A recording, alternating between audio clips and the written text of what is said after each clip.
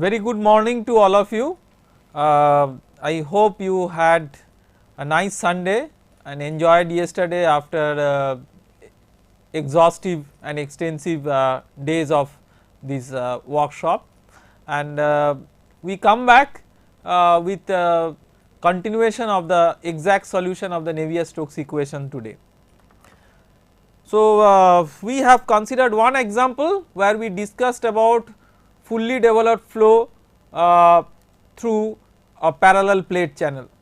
We will discuss about some other cases of fully developed flow later on. Now, the next example that we will be talking about is squared flow.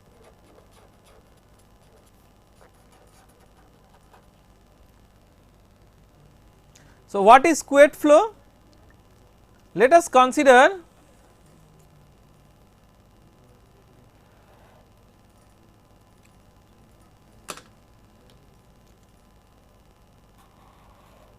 two parallel plates like this.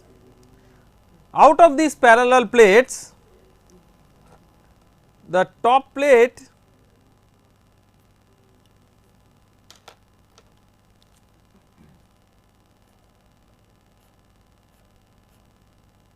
is moving towards the right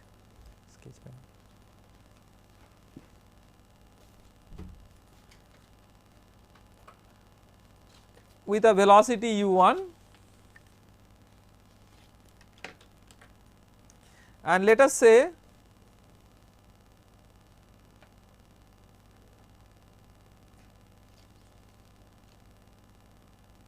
that the gap between the two plates is h. Let us assume that the flow is fully developed and we are interested to find out the velocity profile between these two plates. Now, question is, it is a mathematical problem, but where is the motivation? Why are we studying this problem? It is very important to give a practical perspective and the motivation from the scientific side and motivation from the practical side, that why are we interested about this problem.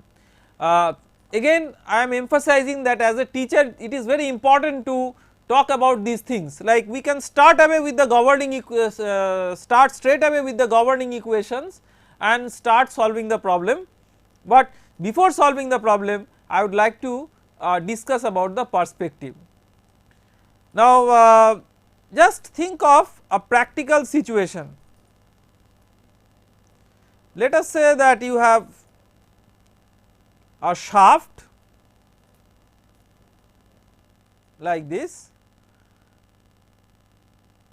and there is a bearing, the shaft is rotating in whatever direction and the bearing is there to support the shaft. It is a very common industrial practice, but to avoid material to material contact there is some lubricating fluid which is kept in between the shaft and the bearing. This is typically lube oil. So, now let us consider the gap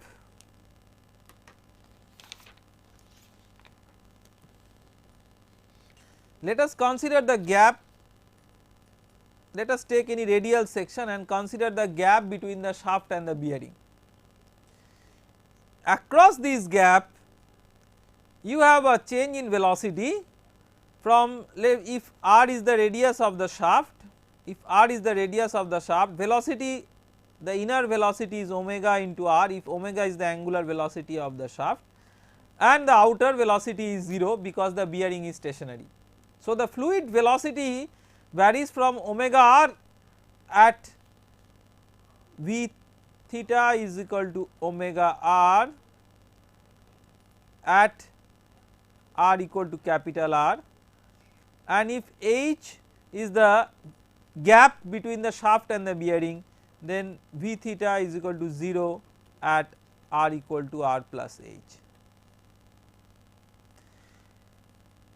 So, you have two surfaces having a relative velocity between these two.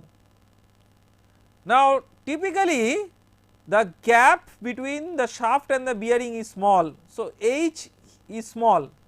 If h is small, then the curvature effect of the shaft and the bearing they may be neglected, and it may perceived to be equivalent to almost equivalent to flow between two parallel plates having a relative velocity. So instead of flow between two curved surfaces having a relative velocity, it is a flow between two parallel plates having a relative velocity. So you can see that if we are interested to analyze the flow in the gap between a shaft and a bearing, I mean the flow is very much analogous to a Couette flow. So that is the practical motivation. The scientific motivation is that we will see later on that the Couette flow does have a constant rate of deformation. The Couette flow does have a constant rate of deformation. Because the Couette flow has a constant rate of deformation or rate of shear, if we impose the rate of shear, then based on the rate of shear we can define what is the Couette flow. So we will see that the rate of shear for this configuration, the rate of shear is u1 by h. So if you specify u1 and if you specify h, by that way you can specify the rate of deformation or the shear rate. So these types of flows are called shear driven flows. So Couette flow is a model of shear driven flow where the shear rate that is imposed on the fluid is nothing but u1 by h. So just like pressure driven flow, it is also another type of flow which is called as shear driven flow. Now what we will do, we will set up some coordinate axis to solve this problem. In fact this is a very simple problem, but it will illustrate certain physics. So let us set our coordinate axis such that this is x axis and this is y axis, and let us assume that it is a steady flow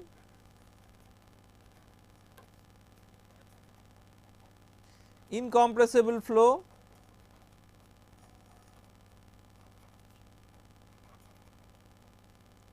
fully developed flow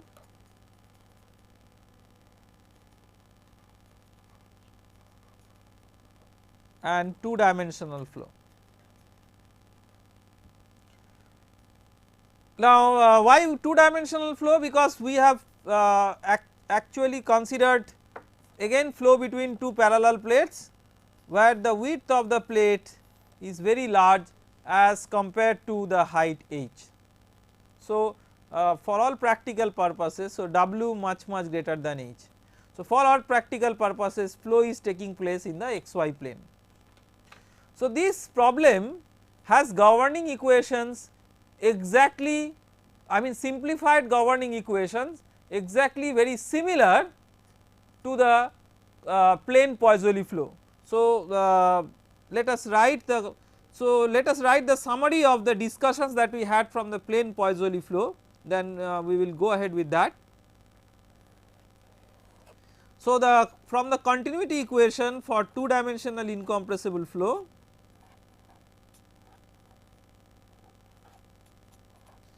we concluded that V is equal to 0 for fully developed flow.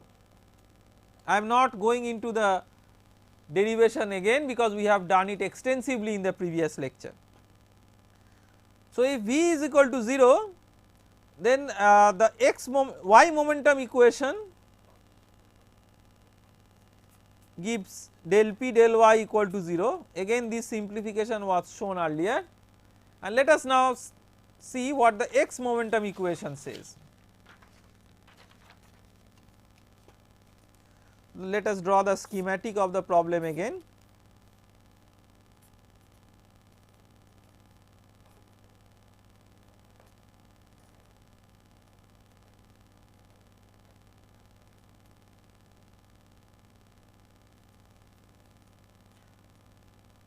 So x momentum equation,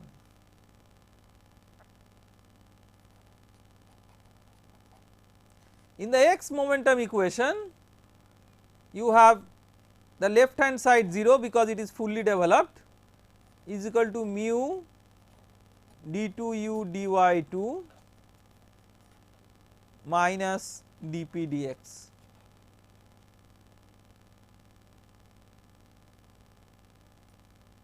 So, d2u dy2 is equal to 1 by mu dp dx.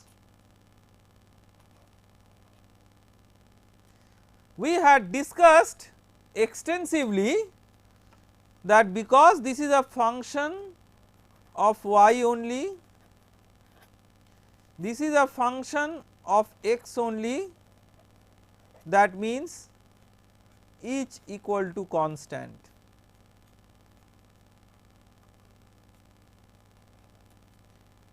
Each equal to constant. So, if each equal to constant, that means dp dx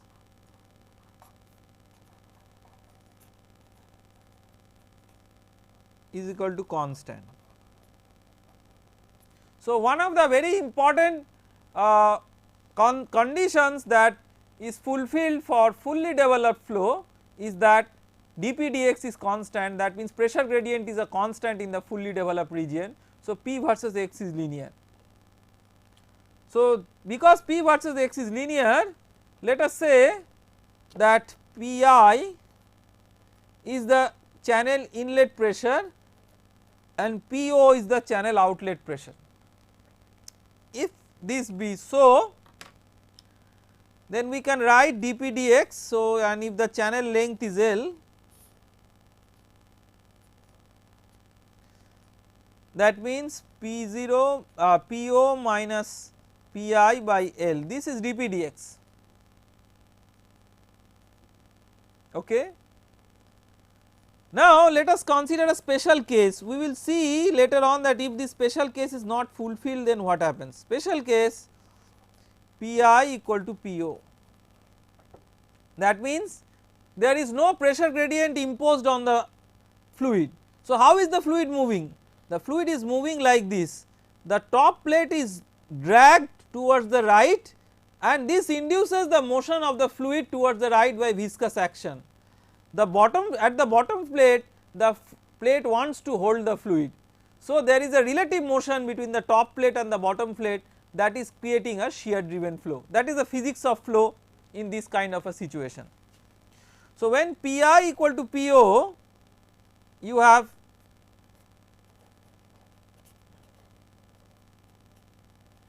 dp dx equal to 0. So, then you have d2u dy2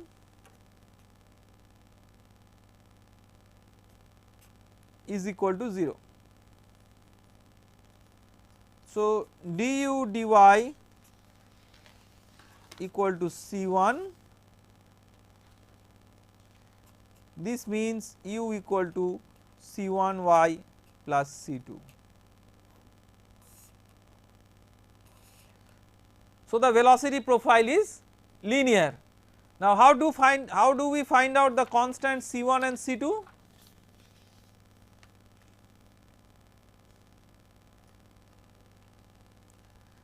Again, let us draw the schematic. This is H, this is y is equal to 0, this is y equal to H. So, boundary condition 1, at y equal to 0, u is equal to 0. That means u equal to, what was u? U was C1y plus C2, this is u. So, at y equal to 0, u equal to 0, that means C2 equal to 0. And the second boundary condition, at y equal to h, u equal to u1. This is the no slip boundary condition. No slip boundary condition means there is no relative velocity between the fluid and the solid, there is no relative tangential velocity between the fluid and the solid. Because the fluid, because the solid plate towards the right, it is moving with a velocity u1 at y equal to h, the fluid is also moving towards the right with a velocity u1 at y equal to h. So, at y equal to h, if we substitute u equal to u1, so u1 is equal to C1 h, C2 is 0 already. So, C1 is u1 by h. Therefore, the velocity profile becomes u is equal to u1 into y by h. So, how does it look? Let us draw a schematic in the same diagram where we have drawn the plate. Let us draw the velocity profile. So, at y equal to 0 it is 0, at y is equal to u1 y equal to h it is u1. So, it is linearly varying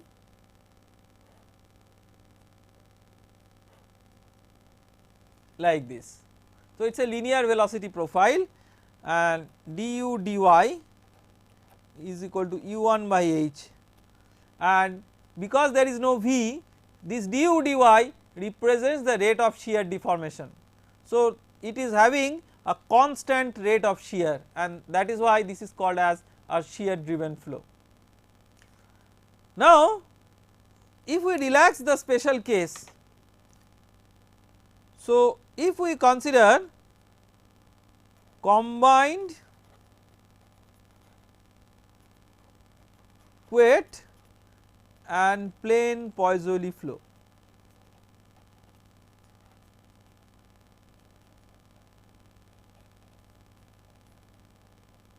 that means you have a channel across which you have a dpdx not equal to 0. So, how do you get the velocity profile?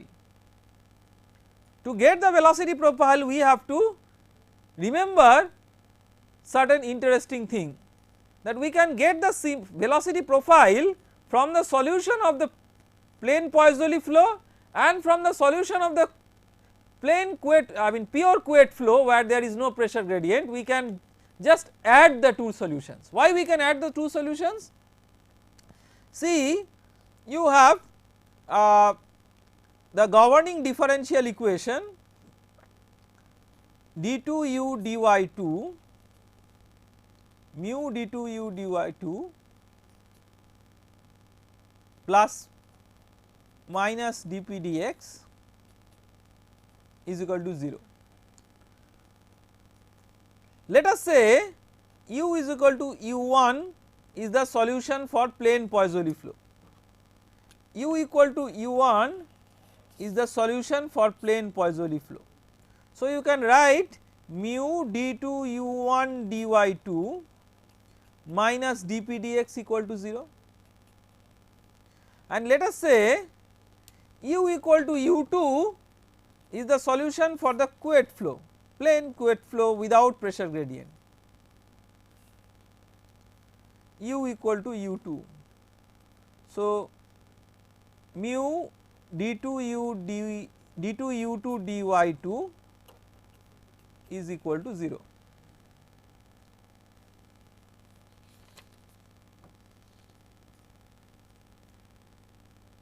Now, just add these two equations. If you just add these two equations, I am writing here, you have mu d2 dy2 u1 plus u2 minus dp dx equal to 0, where u1 satisfies the boundary conditions for the plane Poiseuille flow and u2 satisfies the boundary condition for the Couette flow, that is you also have a velocity, relative velocity between the two plates. So, from here what we can say is that if u1 be the solution of the plane Poiseuille flow, u2 be the solution of the Couette flow, then if you just write u equal to u1 plus u2, you can see it satisfies a governing differential equation where it is the solution is a summation of u1 and u2, where the boundary conditions for the u1 problem satisfy the boundary conditions for the plane Poiseuille flow, boundary conditions for the u2 problem satisfy the boundary conditions for the Couette flow, and the governing differential equation with u equal to u1 plus u2 satisfies the case of combination of plane Poiseuille flow and the Couette flow. Why is it possible? This is possible because of the linearity of this governing equation. because this governing differential equation is linear. How has it become linear? The nonlinear term in the Navier-Stokes equation has become 0 because of fully developed flow consideration. So, it is linear. Because it is linear, if u equal to u1 is a solution and if u equal to u2 is a solution, u equal to u1 plus u2 is also a solution. So, if you get a solutions for the Couette flow, if you get solution for the plain Poiseuille flow, then the resultant solution is just a superposition of the two solutions.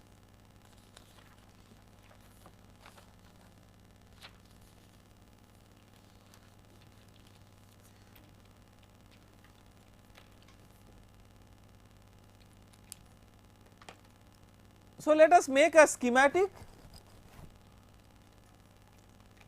where we have a solution for the Poiseuille flow,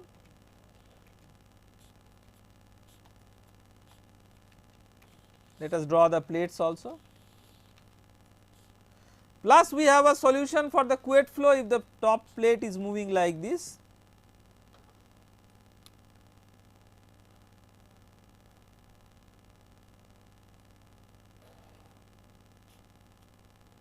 So, the resultant velocity profile, if you just add these two, you will get this.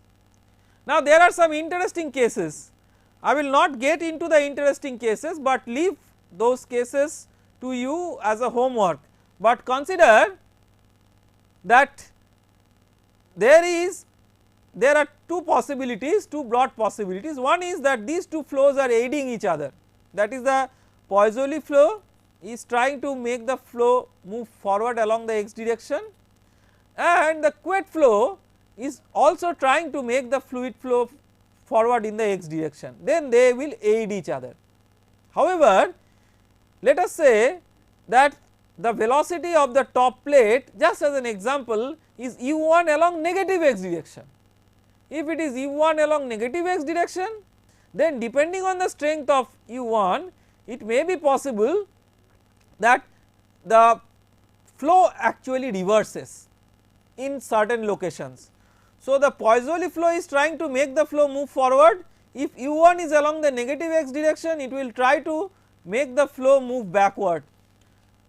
So, when you have the flow moving forward and the flow moving backward, the resultant flow, it may be either forward, it may be backward, or it may even be 0, because the resultant flow is the integral of the velocity profile given by the Poiseuille flow plus integral of the velocity profile given by the Couette flow. So, if the u1 is along the negative x direction, then this integral may be negative, and this integral is, if the pressure gradient is driving the flow along the x direction, this integral will be positive. So, this positive integral with this negative integral, sum total may be positive, may be negative, or may be 0. So, I will leave it on you as an exercise.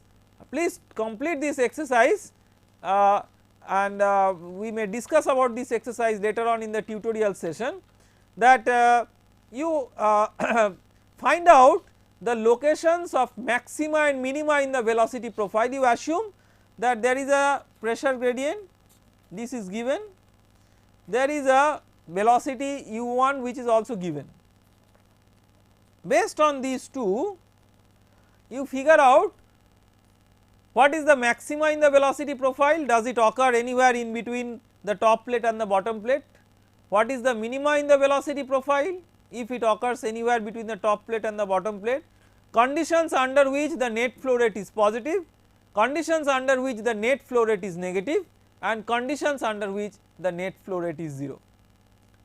Of course, you can solve this problem by putting the boundary condition mu d2 u dy2 minus dp dx is equal to 0. You can solve this problem with dp dx not equal to 0 and then boundary condition u is equal to 0 at y is equal to 0 and u is equal to u1 at y equal to h. By keeping dp dx, you will see that you will get the same solution as summation of the solutions for the Couette flow and the Poiseuille flow. So, if you have already solved for the Couette flow and if you already have solved for the Poiseuille flow, then for the combined Couette-Poiseuille flow you need not again solve the problem, but you can just add the two solutions. This is the beauty of mathematics when it comes to linear differential equations.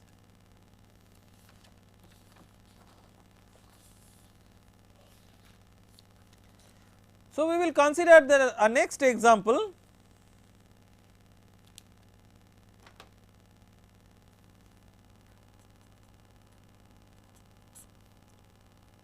Let us say that there is an inclined plane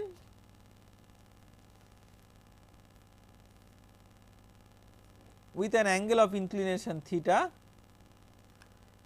and there is a thin liquid film with the film thickness of, let us say, h,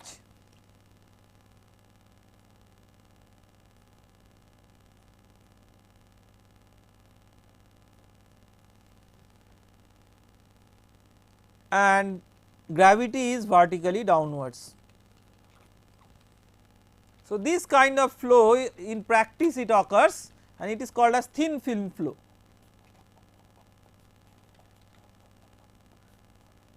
A practical example is flow in a coating industry.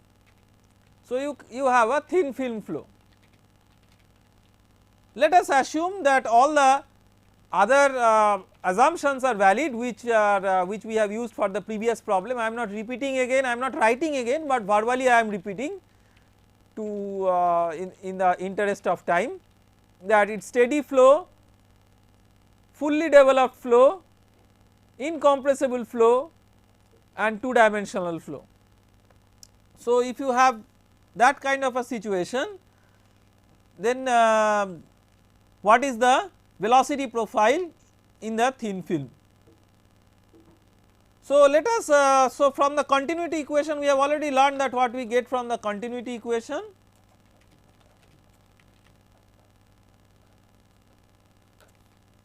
Continuity equation is del u del x plus del v del y equal to 0. What is x and y axis here? I mean, we may choose it conveniently. I will show you a convenient choice of the x and y axis. Let us say this is x axis and perpendicular to this is y axis.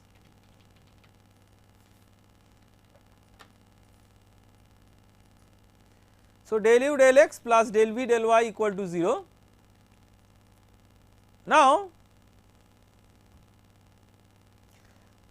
just like the previous two examples, it can be shown here that for because fully developed flow requires del u del x equal to 0, for fully developed flow you must have v equal to 0 for all y.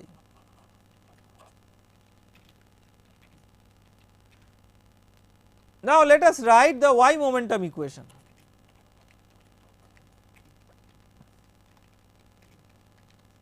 For fully developed flow, the left hand side of the momentum equation becomes 0 is equal to steady and fully developed flow, the left hand side of the momentum equation becomes 0 is equal to minus del p del y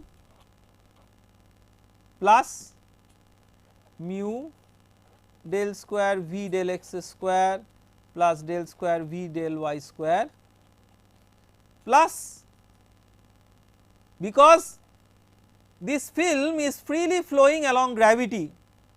So, there is a body force along the y direction.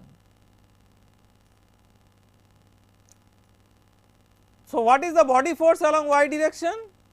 Rho By, where By is the body force per unit mass.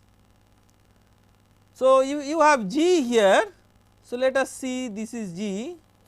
We can resolve this in two components.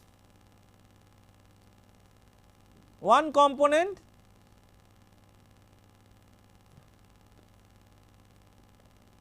G sin theta along x and minus G cos theta along y. Remember that this angle is theta.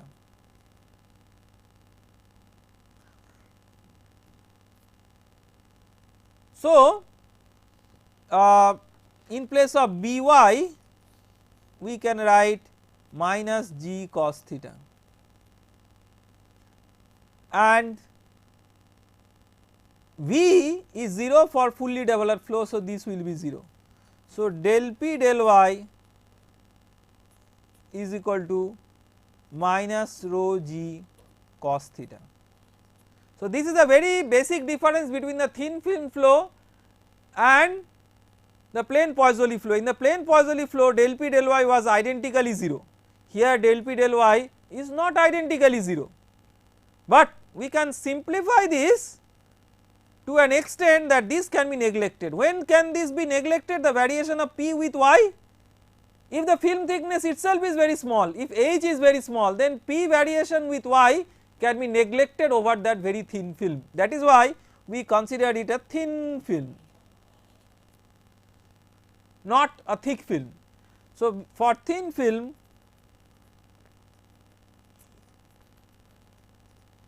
you have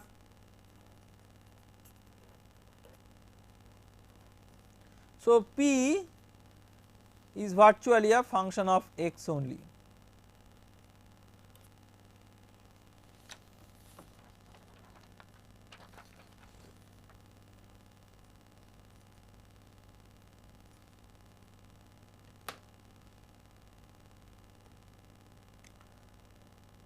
So, let us draw the schematic again in this paper. This is the inclined plane,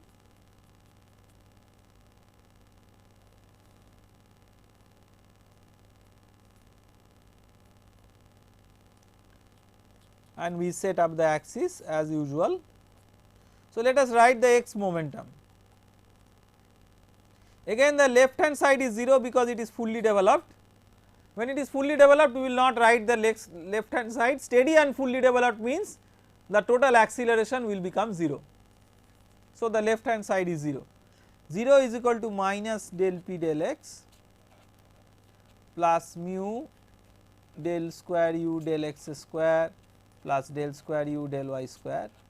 Again we are assuming a 2 dimensional flow, which I have not explicitly mentioned, but all these problems we are assuming a 2 dimensional flow, plus rho Bx. So, this plus rho Bx is an addition beyond what we had for the plain Poiseuille flow. So, you can write now P is a function of x only. So, del P del x becomes dP dx. U is not a function of x. So, del u del x is 0. For fully developed flow, u is not a function of x. So, this term will be 0 since fully developed flow.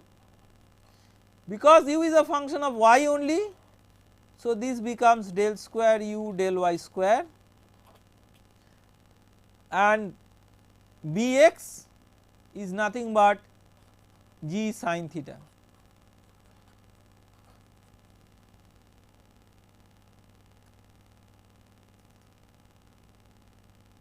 So, we can write mu d2u dy2 plus rho g sin theta is equal to dP dx. Now, we apply the same logic here. This is a function of y only.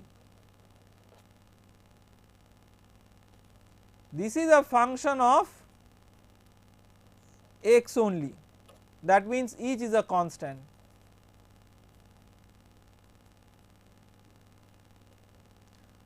That means P versus x is linear. So, dP dx, if Pi is the pressure at the inlet to the flow domain and Po is the pressure at the exit of the flow domain, then dP dx can be written as Po minus Pi over L. because the film is flowing in atmosphere, both Pi and Po are atmospheric pressures. So, this is equal to 0 because both Po and Pi are atmospheric pressures.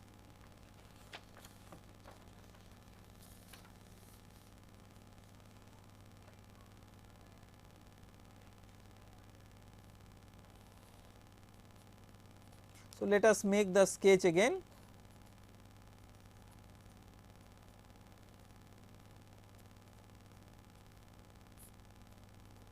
So, we write the x momentum equation as mu d2u dy2 plus rho g sin theta equal to 0. So, d2u dy2 is equal to minus rho g sin theta by mu. So, du dy is equal to minus rho g sin theta by mu y plus C1, and u is equal to minus rho g sin theta y square by 2 mu plus C1 y plus C2. Next question is, then what are the boundary conditions based on which we evaluate C1 and C2. So, the boundary conditions are applied at y is equal to 0 and y is equal to h. What is the boundary condition at y equal to 0? At y equal to 0, u is equal to 0. This is no slip, very straightforward.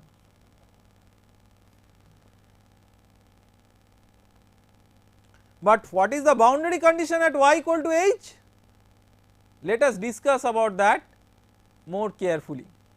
First of all, we assume a flat interface. If the interface has a curvature, it will bring out complications in terms of specifying the boundary condition. We will not discuss about those complications here, but we will assume that the interface is approximately flat, this flat interface. Now, on one side of the interface there is liquid, on another side there is, let us say, air. So, what is the boundary condition at this ticked location, at this location? What is the boundary condition? The boundary condition fundamentally is the continuity of shear stress. So, what is the continuity of shear stress here? Mu du dy for the liquid is same as mu du dy for the air. So, that is tau at the liquid is same as tau at the air at the liquid air interface. Now, we make some practical considerations. What are the practical considerations? Mu air much less than mu liquid. This is one practical consideration. The other practical consideration is du dy in the air is much less than du dy in the liquid.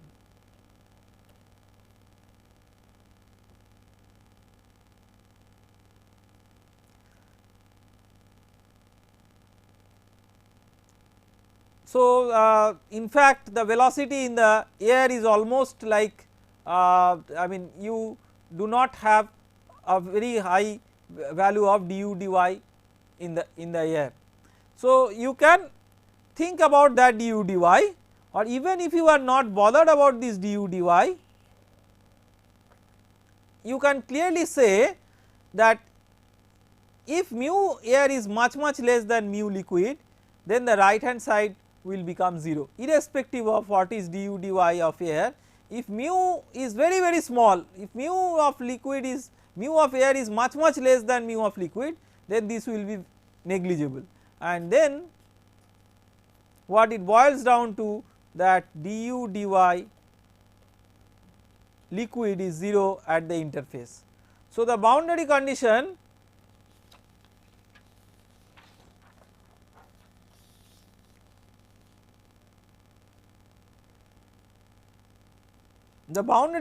becomes boundary condition number 1, u is equal to 0 at y equal to 0, and number 2, du dy equal to 0 at y equal to h. So, let us solve the problem quickly with these boundary conditions. The velocity was minus rho g sin theta y square by 2 mu plus C1 y plus C2. So, first we apply the first boundary condition. If we apply the first boundary condition, you have C2 equal to 0. Let us now apply the second boundary condition. What is du dy? Du dy is minus rho g sin theta into 2y by 2 mu plus C1, this is equal to 0 at y equal to h. That means C1 is equal to rho g sin theta into h by mu, rho g sin theta into h by mu. So, u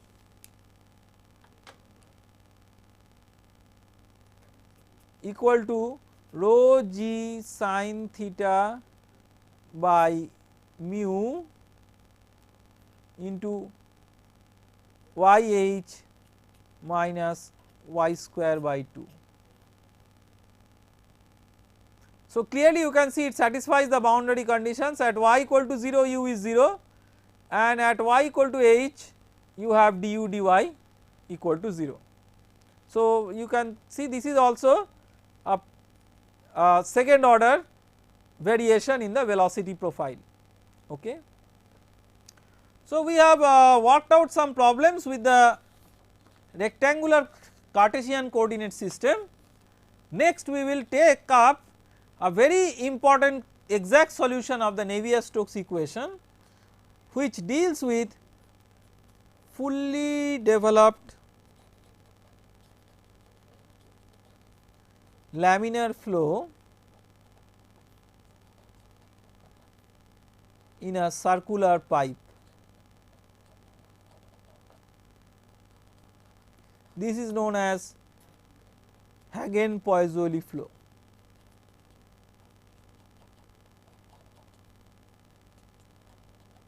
Very important topic. Pipe flow itself is a very important practical topic, and just you can see that when we started with Navier-Stokes equation, we got many questions in the chat that what are the practical applications of the Navier-Stokes equation. Now, in industry you can have no more practical application than a pipe flow.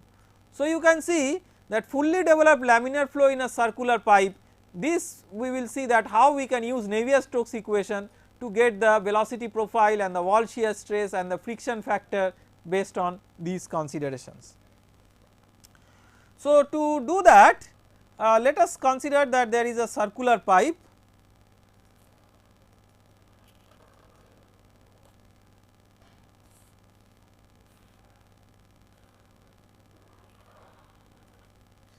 So, if we consider one of the cross sections, you have the axial coordinate z, and this system can be better represented in terms of a cylindrical coordinate r comma theta, polar coordinate r comma theta. So, cylindrical polar coordinate system with r theta z. Let us say that capital R be the radius of the pipe and the flow is laminar and fully developed. In addition to that, steady also and incompressible flow. These are additional assumptions. Steady flow and incompressible flow, these are additional assumptions beyond fully developed flow in a circular pipe. So, for this we will require the continuity equation and the Navier-Stokes equation in cylindrical coordinate system. So, to do that, of course, I mean from the general vector form of the Navier-Stokes equation, the cylindrical coordinate form can be derived, and you will see those forms in the book. So, any book that you follow, you will see that the cylindrical coordinate Navier-Stokes equation, this is given. So, I would say that please use those forms, do not try to memorize this, do not try to enforce your students to memorize the governing equations in cylindrical coordinate, that creates unnecessary taxation. I mean nobody will give you a Nobel Prize if you can reproduce from your memory the cylindrical coordinate Navier-Stokes equation. So, you always have to keep in mind that I mean this is one problem with our system of imparting education. Many times we encourage students to memorize things. I would say that this kind of thing, memorizing this kind of thing does not help in good understanding. I mean it carries away the mind from getting into the conceptual details of the problem towards memorizing the equations. So, please do not encourage that, and what I will also do, I mean so far I have not done it, but this is what I am going to do for the time being. I will copy from the book the cylindrical coordinate continuity equation. So, I have brought a book with me, possibly you cannot see it, but I will just write first the continuity equation. So, again I am telling I am not writing from my mind, I have got a book with me. In this book it is written, whatever is written, I am just writing it from the book. So, continuity equation.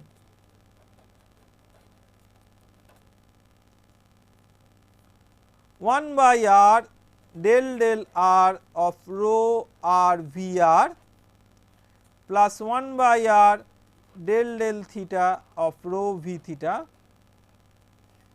plus 1 by r plus del del z rho v z equal to 0. This is the continuity equation in cylindrical coordinate. Now, let us try to analyze this equation. So, in this equation first of all it is a fully developed flow, and that makes this term equal to 0. Next we can write, so first of all we have to understand that what kind of problem it is. If you consider this problem, I mean there can be a variation with respect to theta in general, but what about, but in this problem there is no variation about theta. So, that is one thing. Why there is no variation with respect to theta? Because this is an axially symmetric problem. Because it is an axially symmetric problem, there is invariance with respect to the polar angle theta. So, then this term is also 0. So, you are left with del del r of rho r v r equal to 0, rho r v r equal to 0. That means rho r v r is not a function of r. So, to generalize this, because we have taken rho as constant, so to generalize this we can say that V r is not a function of r.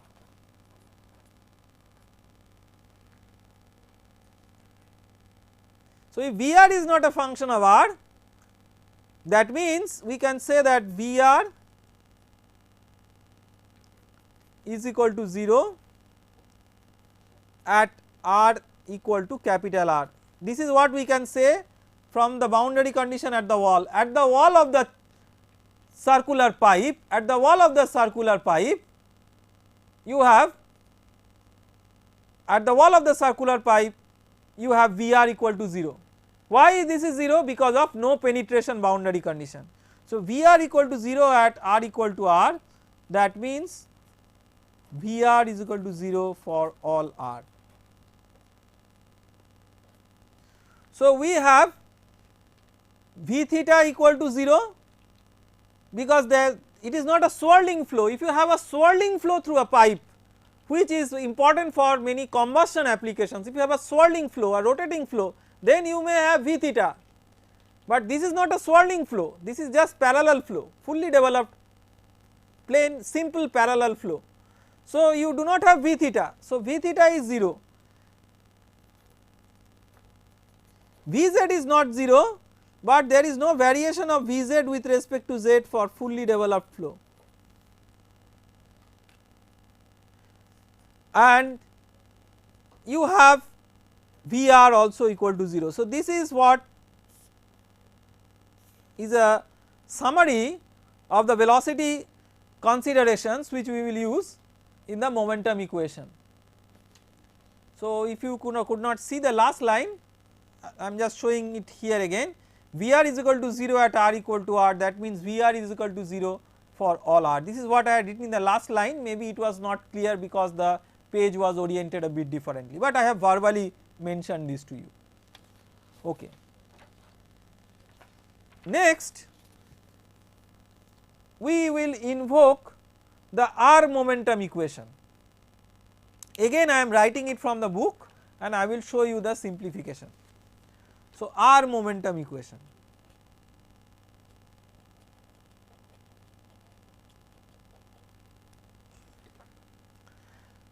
I am not writing the left hand side because for fully developed flow the left hand side becomes 0.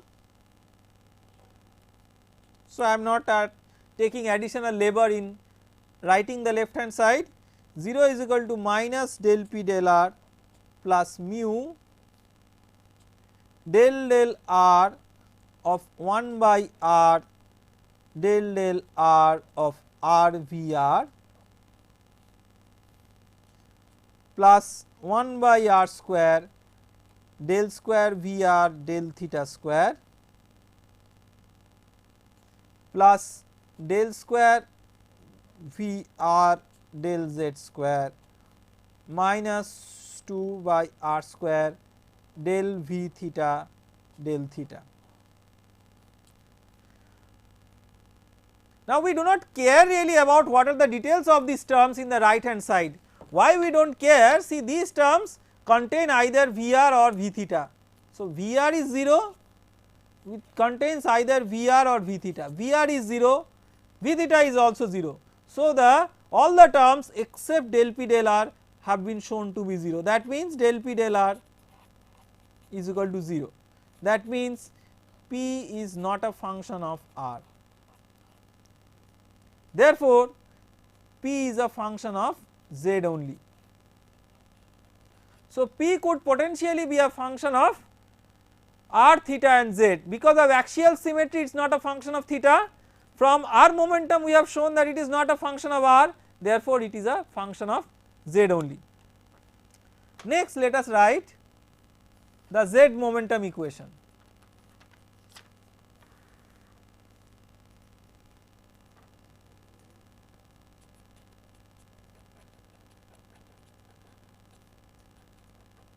Z momentum equation. So, again I am writing it from the book. Left hand side 0, right hand side minus del p del z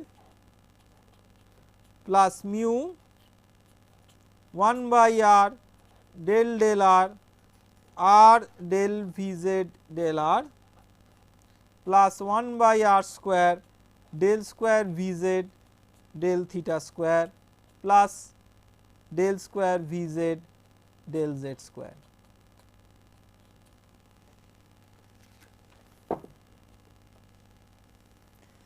Okay. Now, let us try to simplify this. First of all, because it is a fully developed flow, Vz which is like u, Vz is the axial velocity component, z is the axis of the pipe. So, Vz is not a function of z,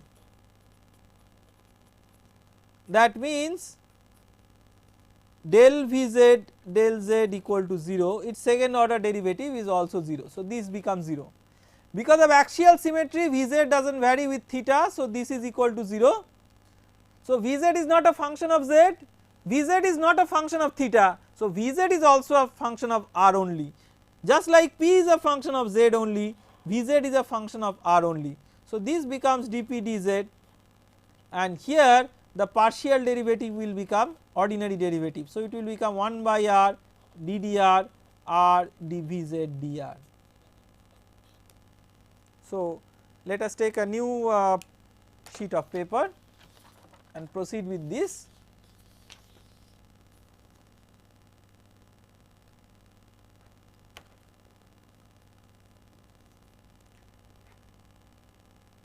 So, we can write 1 by r ddr r dvz dr is equal to 1 by mu dp dz. As for the plane Poiseuille flow case, this is a function of r only, this is a function of z only. This implies each equal to constant, equal to c, say.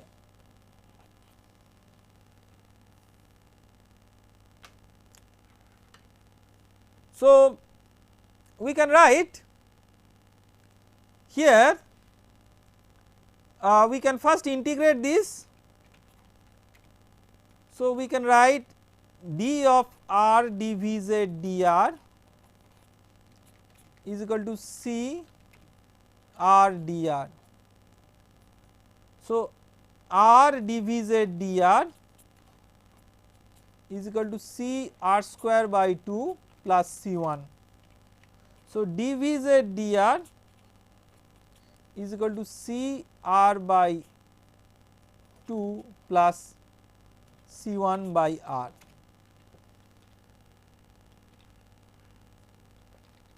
Now, we have to keep in mind that at r equal to 0,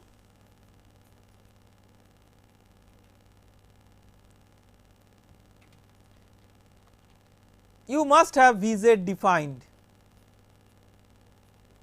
So, to ensure that, you must have C1 equal to 0, otherwise at r equal to 0 Vz gets undefined.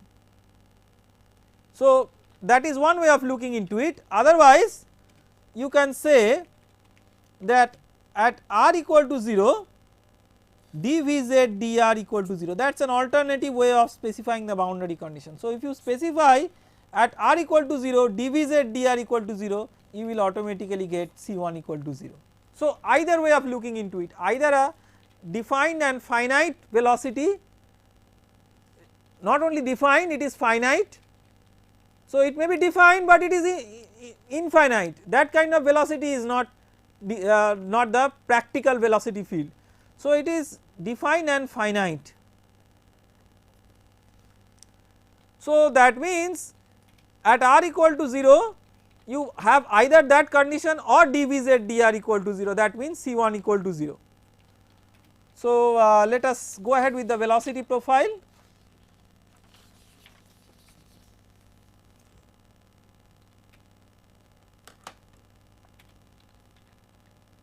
You integrate it once more. So, dvz dr is equal to Cr by 2.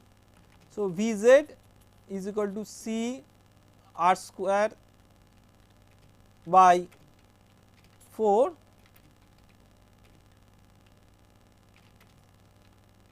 plus C2. The second boundary condition number 2, at small r equal to capital R, which is the radius of the pipe, you have no slip boundary condition. So, Vz is equal to 0, no slip. At the pipe wall there is no slip. If you apply no slip boundary condition at the pipe wall, then Vz is equal to 0 at r equal to capital R. So, C R square by 4 plus C 2. So, C 2 becomes minus C R square by 4. So, what we can see here from here is that you have V z is equal to C by 4 into small r square minus capital R square. Again elusively it may appear that V z is negative, but if C is negative, C is 1 by mu dP dx, that means if you have a driving pressure gradient from a high value to a low value of P, then you have V z as positive, because if C is negative, r small r square minus capital R square, that is also negative. So, product of two negative terms will make it positive. Next we will express the velocity profile in terms of average velocity. So, how we will do that? V average is equal to V z integral of, so let us consider, so this is the circular section. What we do is, at a radius r we take a small strip of width dr,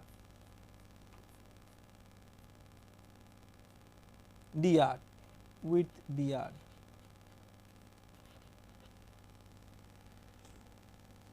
So, V z into 2 pi r dr, which is the area of this shaded strip from r equal to 0 to r divided by pi r square, which is the integral of dA, which is the area of cross section of the pipe.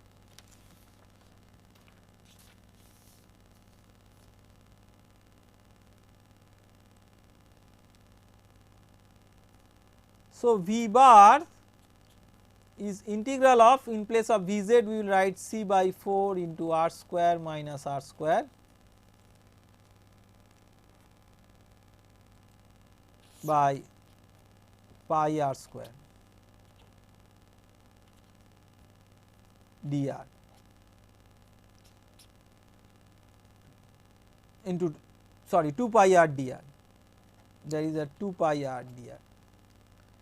So, the pi gets cancelled in the numerator and in the denominator. So, C by 4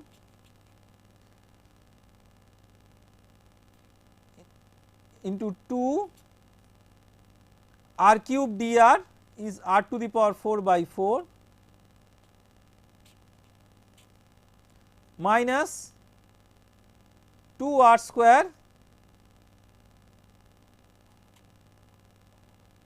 into r dr is r square by 2. So, 2 r 4 by 2 by r square. So, V average becomes C by 4, this 2 by 4 is half, this is 1. So, minus half r square. Okay. So, V average, so if you write V z, so what is C? C is minus 8 V average, sorry, minus 8 V average by r square.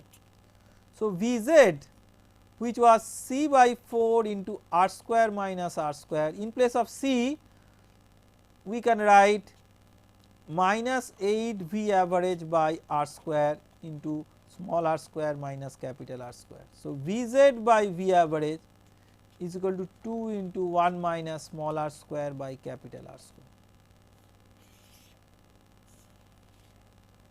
This is the velocity profile, fully developed laminar velocity profile in a circular pipe. So, this is called as Hagen-Poiseuille velocity profile, and next what we will do, we will not just stop here. What we will try to do is like this.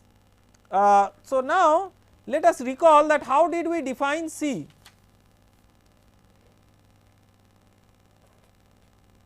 C was 1 by mu dP dx.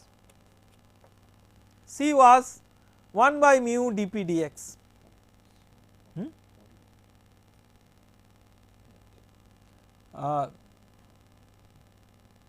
C is equal to, oh there is a by 4, right. So, there is a division by 4 here, please correct it, there is a division by 4, it becomes 2, yes, the final result I have written is correct. Now, C is equal to 1 by mu dP dx. So, C is equal to 1 by mu dP dx,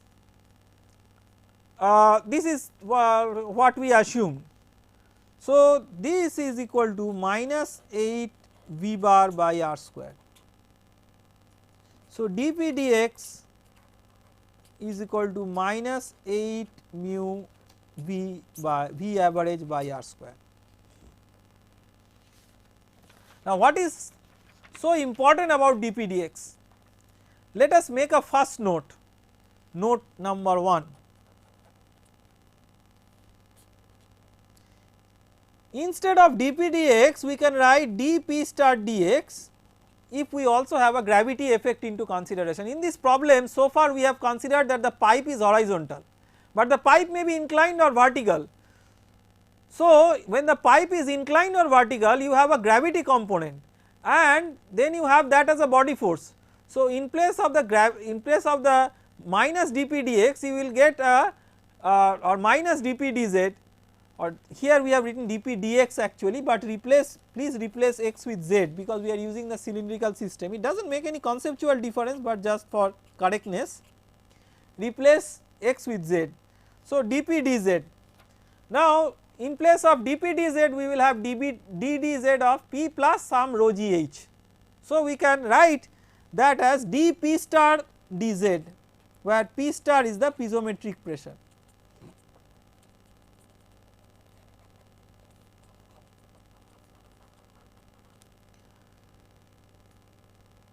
Now, question is that if you have dP star dz, why there is a change in P star? Remember, note 2 that energy at a section, when we say energy we mean mechanical energy, very important, at a section is P by rho g, mechanical energy at a section per unit weight, that is the head, plus V square by 2 g with a correction term alpha, which we call as kinetic energy correction factor, which we have discussed little bit, plus z. So, if you consider two sections which have the same velocity profile, if you have two sections having the same velocity profile, then the difference of this alpha V square by 2 at the two sections will be 0, because it is the same if two sections have the same velocity profile. We are considering here two sections 1 and 2 in the laminar fully developed region. If we consider two sections 1 and 2 in the laminar fully developed region, then this term will be same for both the sections. So, then difference in mechanical energy per unit head per unit weight will be P by rho g plus z, difference delta of P by rho g plus z. So, delta of P plus rho g z by rho g. See, this P plus rho g z is P star. So, we can write dP star dx dz as what? Why is this delta of this is there? This delta of this total energy actually, but effectively it becomes the energy due to the piezometric energy gradient due to the piezometric pressure gradient, because the kinetic energy term has got cancelled that much. If kinetic energy term has not got cancelled, that will remain. So, dP star dz we can write as minus some hf into rho into g over L, where L is the, if this is the pipe, if this is section 1, this is section 2, L is the length distance between the two sections. What is this HF? This is called as head loss.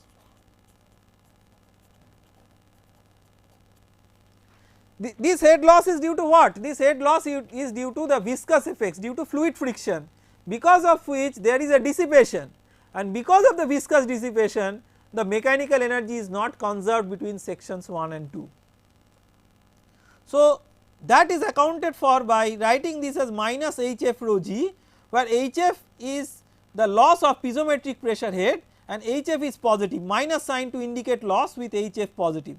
So, this is dP star dz. So, we can write minus HF rho g by L is equal to minus 8 mu V average by R square. Okay. This is nothing but dP star dz.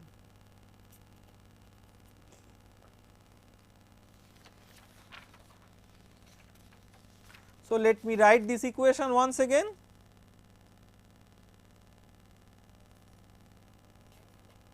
HF rho g by L is equal to 8 mu V average by R square.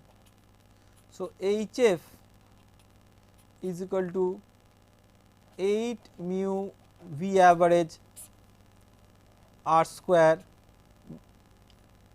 8 mu V average by rho g R square L, L is in the numerator.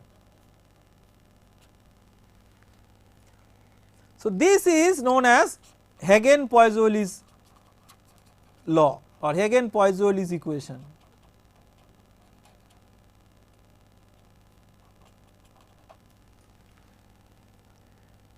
So, head loss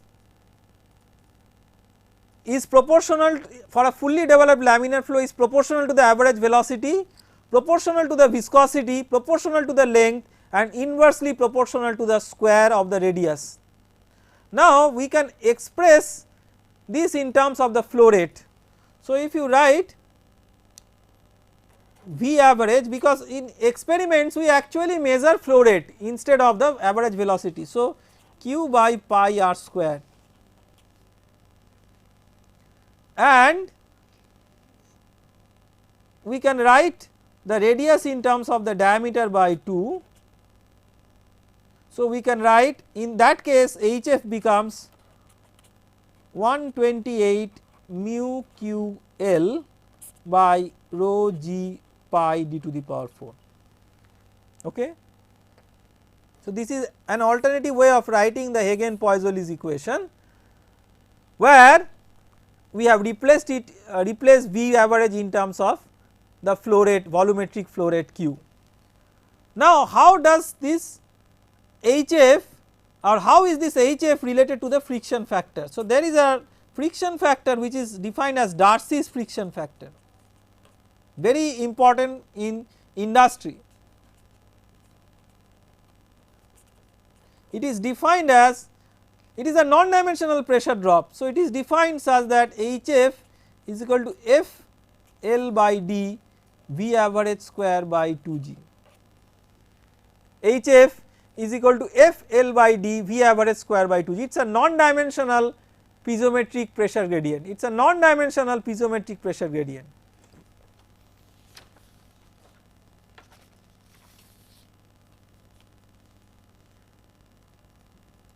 So, we can write F L by D V square by 2g is equal to 8 mu V, this V is V average, 8 mu V average L by rho g R square. Instead of R square, this is HF, we are writing the expression for HF, by R square we will write D square by 4. So, F, so you can see now L gets cancelled, one of the D gets cancelled, G gets cancelled. So, F becomes 8 into 4 32 into 2 64 divided by rho 1, again one V average also gets cancelled. So, it becomes rho V average D by mu. So, 64 by Reynolds number based on the diameter of the pipe. So, this is the relationship between friction factor, this is Darcy's friction factor.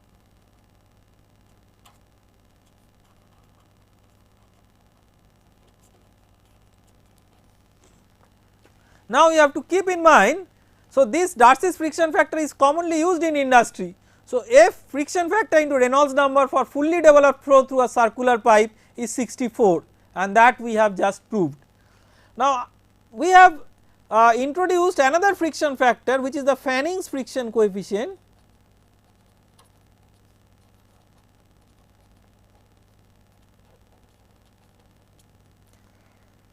that is tau wall, non-dimensional tau wall CF, tau wall is half rho, tau wall by half rho V average square. How do you find out tau wall? It is nothing but mod of mu dVz dr at the wall. So, how will you find out the wall shear stress? You have u Vz by V average is equal to 2 into small r square by capital R square. This is the velocity profile that we have derived. So, you differentiate this, find out tau wall divided by half rho V square, and you will get Cf. You will see, I leave it to you as an on you as an exercise, that you will get F is equal to 4 Cf. So, if you calculate Cf and if you calculate F, you will see that they are related in this way. This I leave it on you as an exercise. But the question is, that is, it appears to be very peculiar, why F and Cf are related. F comes from the non-dimensionalization of the pressure gradient, Cf comes from the non-dimensionalization of the wall shear stress. So, that means for a fully developed flow there must be a nice relationship between the wall shear stress and the pressure gradient, and that we will prove now. So, that brings us to the perspective that what is the physical implication of a fully developed flow. So, let us consider a circular pipe like this as an example, and let us consider a control volume.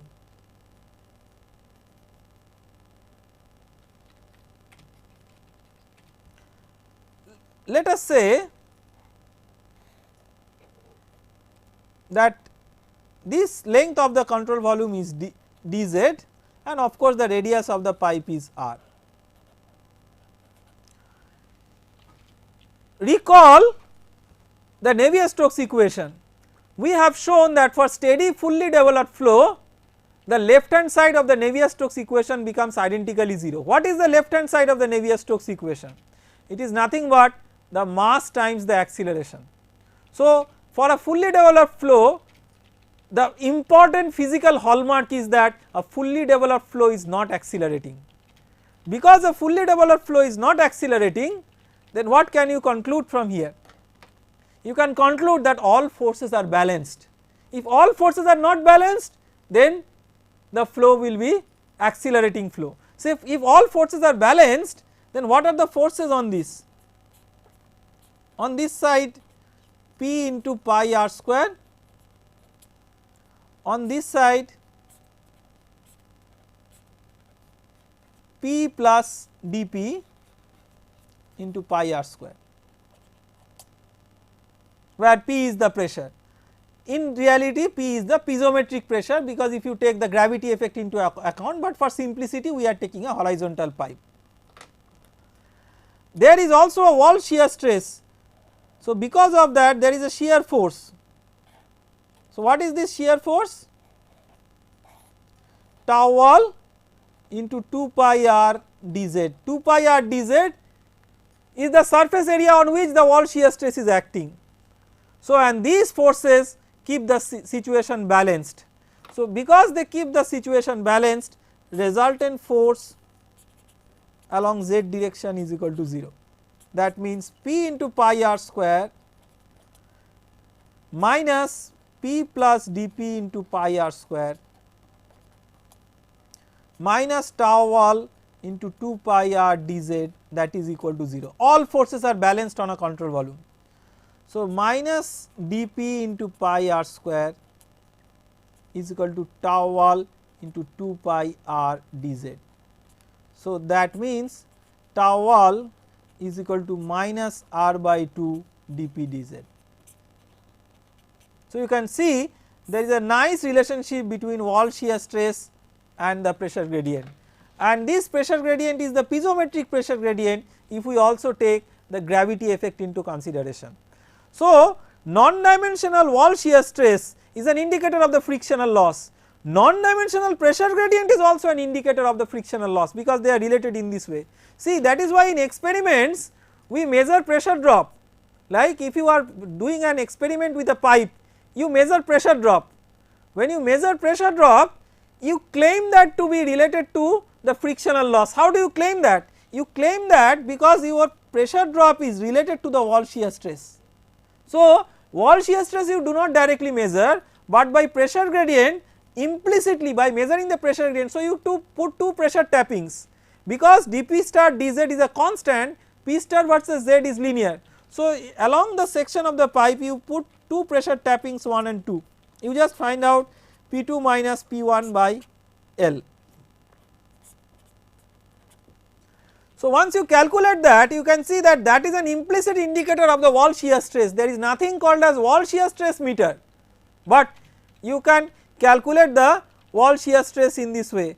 And if the velocity profile is laminar fully developed, then by differentiating, by getting the velocity profile experimentally and differentiating the velocity profile also, you can get the wall shear stress. So, you can see that there are various indirect ways of measuring the wall shear stress, and all what we have discussed so far, of course we have to remember that these discussions are valid for laminar flow.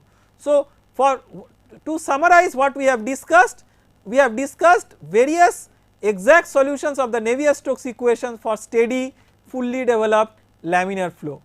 In reality, in industrial practice the flow need not always be laminar, but there may be situations of turbulent flow. So, in the next lecture that I will address, I will discuss about what is turbulent flow, how is it different from laminar flow, what are the important physical features of turbulent flow, and briefly what are the mathematical ways of representing turbulent flow. But before that we will be having some lectures on dynamics of viscous flows for external flows. So far we have discussed about internal flows, but in the next couple of sessions Professor Ghosh Maulik will discuss about external viscous flows, and then in the last tutorial session today I will again come back and we will discuss about tutorial problems on the dynamics of viscous flows, as well as we will address your questions. Thank you very much.